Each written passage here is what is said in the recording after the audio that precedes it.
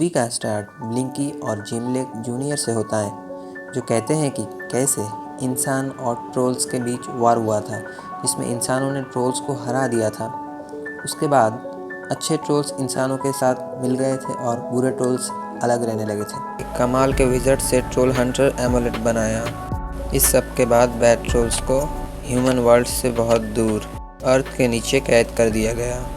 एक दिन एक ट्रोल हंटर एक इविल ट्रोल के साथ फाइट में मारा गया। उसके बाद पहली बार उस एमुलेट ने ह्यूमन को फाइट के लिए चुना, जिसका नाम जिम था, और उसे दुनिया को बचाने के लिए चुना गया था। इसमें उसकी help troll hunters, aliens, wizards and 3 below करते हैं।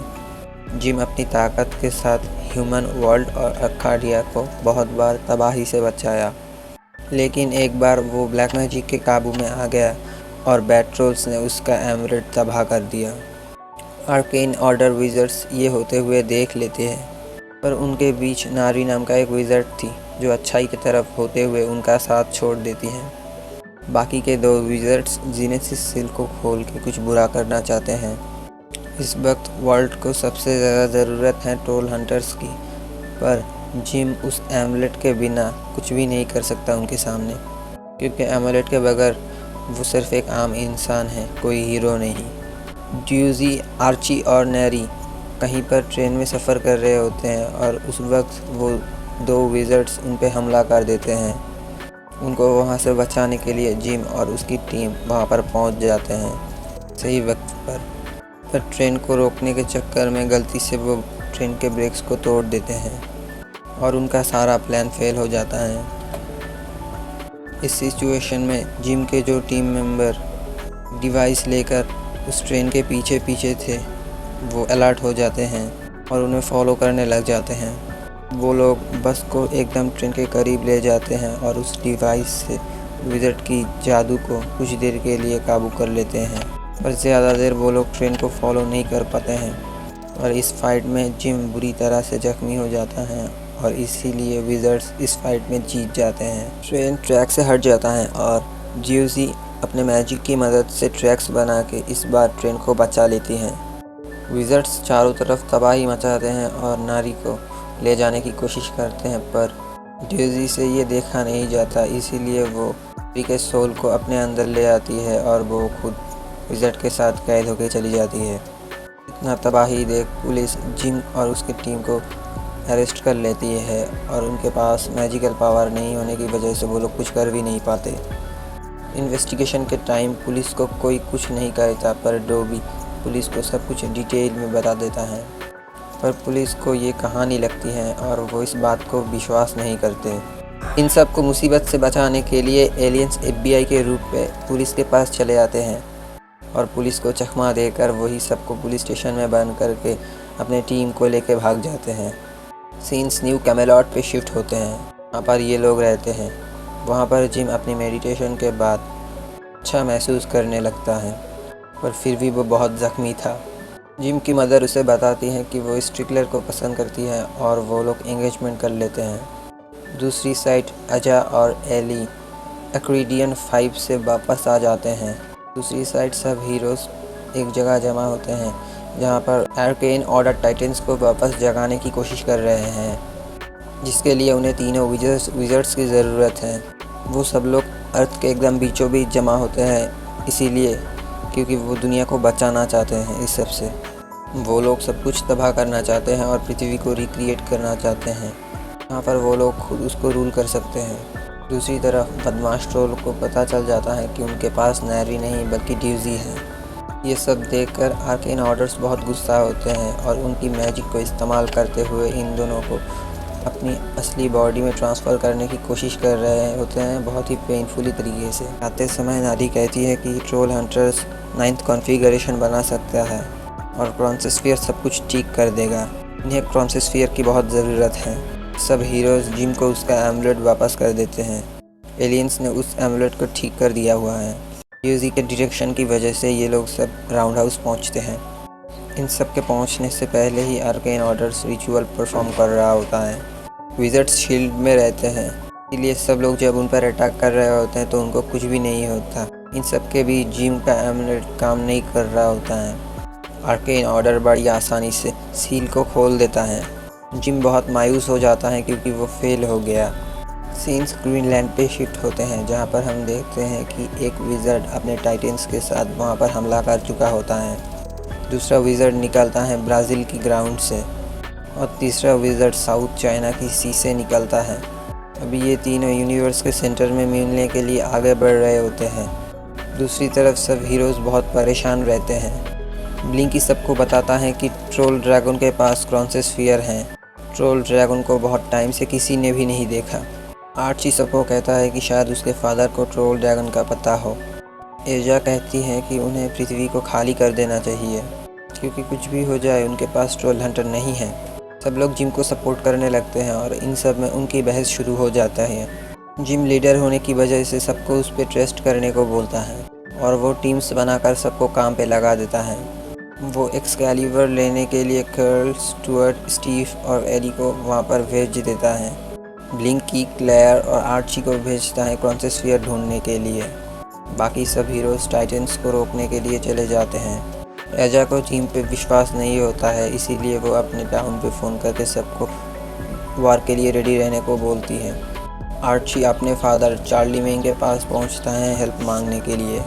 फिर ये लोग हांगकांग जोंगशी के लीडर ट्रोल ड्रैगन से क्रॉन्सेस स्फीयर लेने के लिए पहुंच जाते हैं, जहां पर उनके ऊपर ह्यूमंस अटैक कर देते हैं क्योंकि ह्यूमंस को ये सब दुश्मन लगते हैं। ऐसे तैसे उनसे बचते हुए ये लोग चाइनीज़ ट्रोल मार्केट में इंटर कर जाते हैं। जोंगशी को इनके वहां पहुंचने का पता चल जाता है और वो गार्ड्स की मदद से इन सब को अपने पास बुला लेता है। जीजी अपनी टीम के साथ नेरी को समझाने वहाँ पर पहुँचता है। बहुत कोशिशों के बाद वो नेरी के पास पहुँचती है पर नेरी उसे नीचे फेंक देता है। नोमियुरा नेरी के टाइटन के ऊपर जंप करती है उसे रोकने के लिए, पर उसमें भी कुछ नहीं होता बल्कि वो खुद मारी जाती है। दूसरी तरफ जिम रोप की मदद से टाइटन पे जाने की कोशिश कर रहा होता है ताकि उसे ब्लास्ट करके तबाह कर सके, पर रोप टूटने की वजह से वो गिरने लगता है। स्टिकलर उसको बचा ही लेता है पर स्टिकलर के विंग्स फ्रीज हो जाते हैं और वो दोनों नीचे गिर जाते हैं। स्टिकलर अपनी जान की परवाह ना करते हुए बॉम्ब लेकर टाइटन के पास जाता है और उसे ब्लास्ट कर देता है और वो भी मारा जाता है, पर उसके इस सेक्रीफाइस से कोई फ़ायदा नहीं होता। टाइटन्स फिर जुट जाता है। जिम बहुत अपसेट हो जाता है, इसीलिए उसकी मदर उसको बहुत समझाती है कि उसकी टीम उस पर बहुत ट्रस्ट करती है। जिम अपनी टीम के साथ हांगकांग के लिए निकल जाता है क्योंकि उनका क्लेयर के साथ कॉन्टैक्ट ख़त्म हो चुका था। इसके बाद सीन्स शिफ्ट होते हैं क्लेयर और उसकी टीम के पास। जोंगशी जिन्हें होस्टेज बना चुका है, वो क्रॉन्सेस स्फीयर की मदद से पहले ही देख चुका होता है क्या होने वाला होता है। भी ये सब उससे फाइट करके क्रॉन्सेस स्फीयर लेके भागने लगते हैं। जिम वहाँ पर पहुँच के देखता है कि एक विज़र्ड अपनी टाइटन्स की मदद से वहाँ पर बहुत तबाही मचा रहा है। रोबोट आकर उनको रोकने की कोशिश करते हैं। रोबोट और टाइटन के बीच बहुत फाइट होती है पर एलियंस फिर से उठ जाते हैं और रोबोट को तबाह कर देते हैं। एजा उसे वहाँ से चले जाने को बोलती है पर जिम उसके टीममेट को बचाने के लिए वहाँ से नहीं जाता। टोबी भी उसके साथ ही रहता है वहाँ पर। क्लेयर वहाँ से भाग निकलने की कोशिश करती हैं पर उनका गेट खोलने वाला स्टोन टूट जाता है। ये देख जिम उस गर्म स्टोन को अपने हाथ में पकड़ता है और मुश्किल से गेट खोलता है।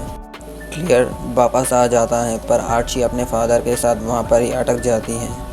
बाकी सब लोग क्रॉन्सेस स्फीयर लेके एजा के साथ जूसी के पास पहुंचते हैं। जूसी उन सबको कहता है कि वो एक बार नेरी के हेड के अंदर जा चुका है और वो ये काम दोबारा भी कर सकता है, तो इसके लिए उसको नारी के बहुत पास जाना होगा। जिम उसे कहता है कि इस बार सब लोग उसकी मदद करेंगे।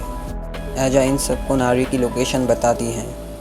क्लियर के पोर्टल की वजह से ये लोग नारी के टाइटन के पास पहुंचते हैं, जहां डूजी नेरी को नॉर्मल करने में कामयाब हो जाता है।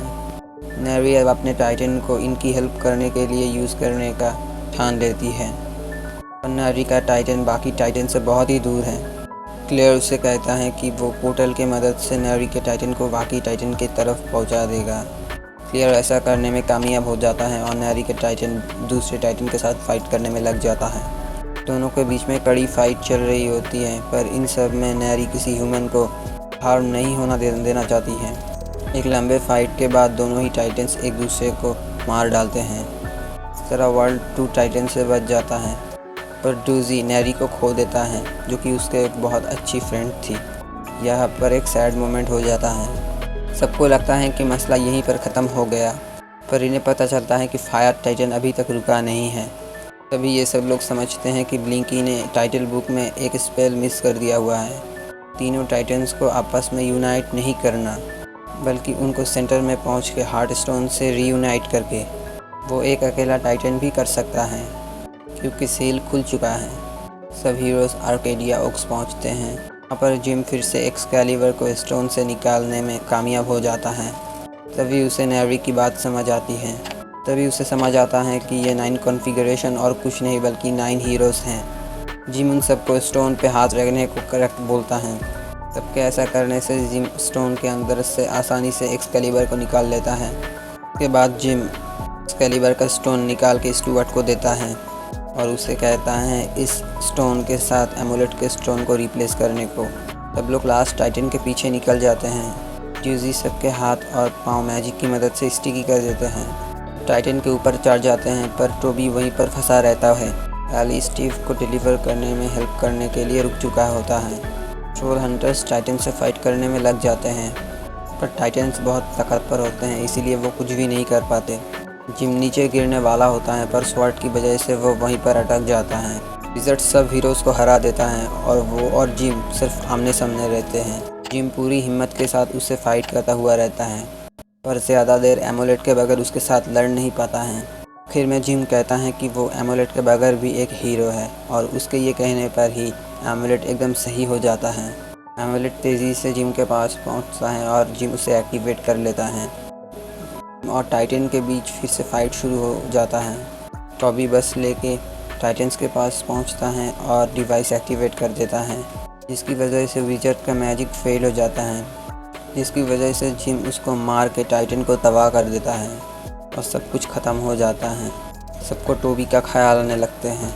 सब लोग टोबी के पास पहुंचते हैं और इसके पहले ही वो लोग कुछ कर पाते, टोबी मारा गया।